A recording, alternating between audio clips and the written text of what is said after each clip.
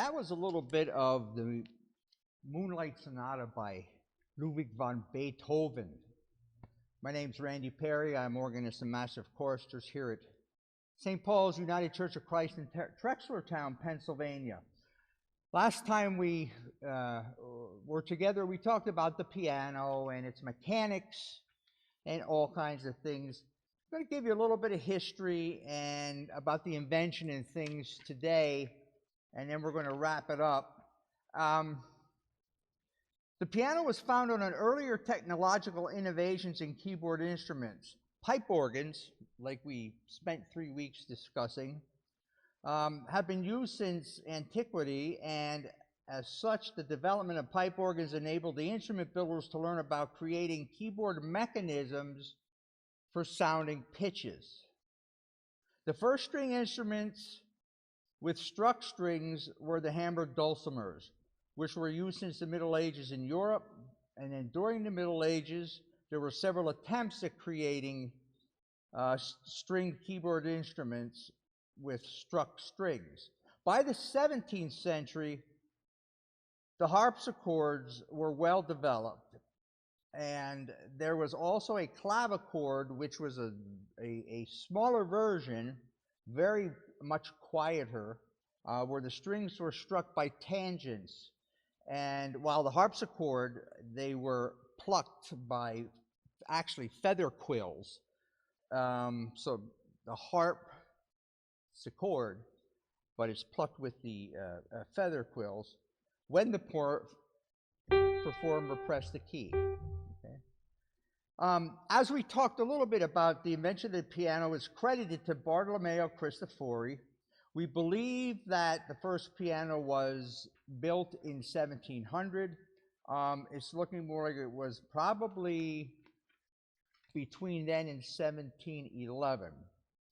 Now, his new instrument remained relatively unknown until an Italian writer, Scipione Maffei, wrote an enthusiastic article about it in 1711, including a diagram of the mechanisms that was translated into German and widely distributed.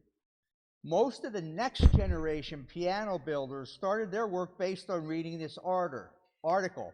One of these builders was Gottfried Silbermann, better known as an organ builder. His pianos were basically direct copies of Cristofori's. Now, Silbermann showed Johann Sebastian Bach one of his early instruments in the 1730s. And Bach didn't care for it that much. He said the higher notes were too soft, and it didn't allow for a full dynamic range. And although this earned a little animosity between Silbermann and Bach, who he worked quite closely with, because Bach tested all of his organ installations for him, he did approve later, Bach did, of a later instrument that he saw in 1747 by Silbermann, and then he even served as an agent in selling the instruments. So he did approve of the later instrument, and he called it a forte canot in reference to the instrument's ability to play soft and loud. Piano making flourished during the late 18th century in the Viennese school, which included Johann Andreas Stein, who worked in Augsburg, Germany.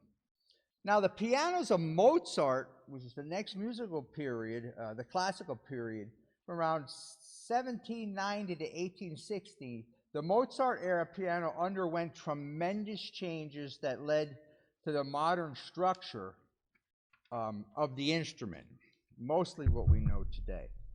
One innovation that helped create the powerful sound of the modern piano was the use of the mass-strong cast iron frame right here, or called a plate, and then the wood underneath the strings is called the soundboard. So when the strings sound, the sound bounces off of the soundboard and goes out of the piano. And the plate, for lack of a better term, or some people call it an iron, but we can call it a plate. It can keep the force of string tension that can exceed 20 tons. So that shows you how strong these have to be. I mean, if you didn't have it, they'd snap in half. You'd have nothing but splinters or things like that. So in 1834, the Webster and Horsfall firm of Birmingham bought out a form of piano wire made from cast steel, which is what you see here. Because it was so superior to the iron wire, the English firms, and so they soon had a monopoly.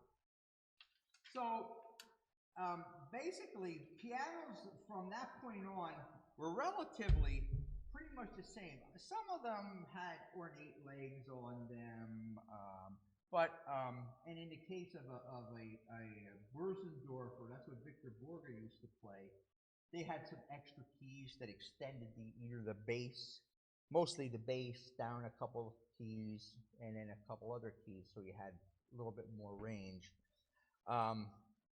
But basically, then you get into the Steinways and the Bechsteins and the Albert Weber, the Yamaha, and it right down the line. So we did review all of the mechanisms, and some of them we'll quickly review and I'll demonstrate them, and then I'll play a piece for you, and we'll shut her down, and that'll be it for our time on the piano. The dampers, which stop the strings from vibrating. I think can you see them move up and down in that picture? Good. If they were not on here, and there were no dampers, a song would sound like this.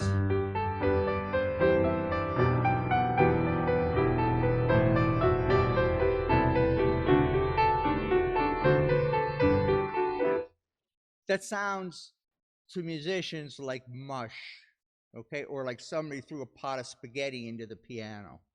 It's just, there's no clarity to it. But by every key that's depressed having a damper to stop the keys that are not depressed, we have this.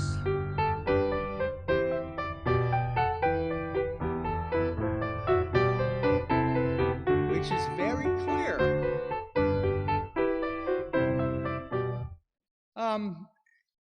Longer pianos like, say for example, a Steinway 9-foot. When you play low octave A, it would fill this room massively, okay, because of the length of the string, there are other things in it. But even a smaller piano like we have is capable of making a lot of I don't want to say noise, but can use a lot of volume. So for example,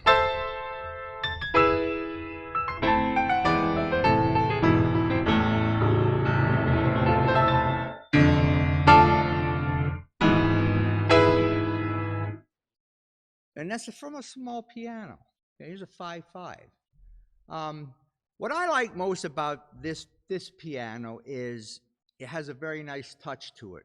It has what we call a Renninger action, and that is made in Germany.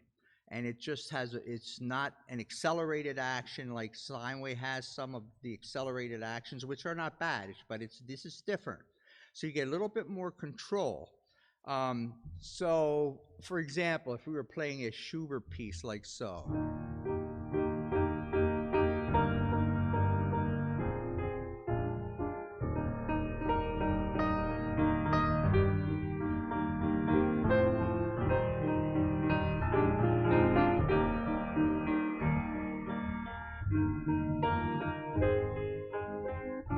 You can have a lot of control there. And of course, then you can have,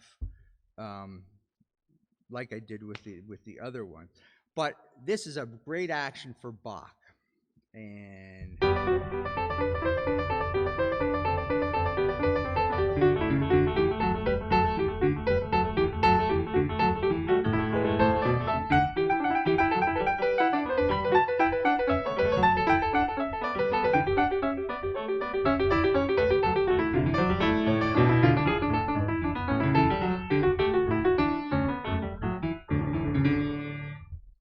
so you get the clarity, which that was actually written for a harpsichord. Um, so basically, that's what we have. If somebody would come up to you and say, "Hey, do you play the 88s?" Say, "No, I don't play the piano." That's a nickname we use for the piano, the 88s. I'm going to leave you with a piece that is by Handel, and it's a transcription from the Water Music.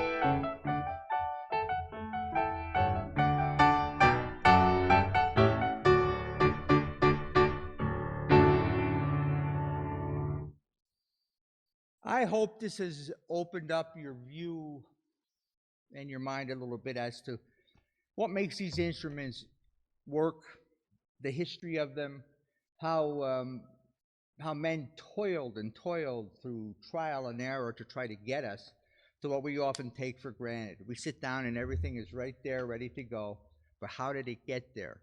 So I hope this helped a little bit, and we're very lucky here at St. Paul's. We have an excellent organ and we have an excellent piano. So and we have a good set of bells. So our music program really is in pretty good shape, and we have good instruments. This instrument was supplied to us by John Zeiner in Allentown, and we got a ridiculously good price on it because there was a blemish on it, and the customer did not want it. So when John Jr. heard that I was hot after a grand piano, baby grand to get for this church, he says, "I have something that you might be interested in." So, and he showed me where the blemish is, and I still can't find it. So it's that minor, but some people are really particular. So we were very lucky, and we got a very good deal. And he takes care of it. He tunes it and maintains it. And Peter Gerger is our pipe man here. So we have two really great technicians for our instruments. But anyway, have a safe evening or day wherever this is going to be broadcasted, because I don't know. I just work here. And Tom, our recording engineer, will probably say sayonara at this point when I look at him. So thank you. I will see you again. Maybe it'll be with a trumpet, maybe it'll be with a trombone, maybe it'll be with a harpsichord, I don't know. We'll see you at some point. So thank you, and bye.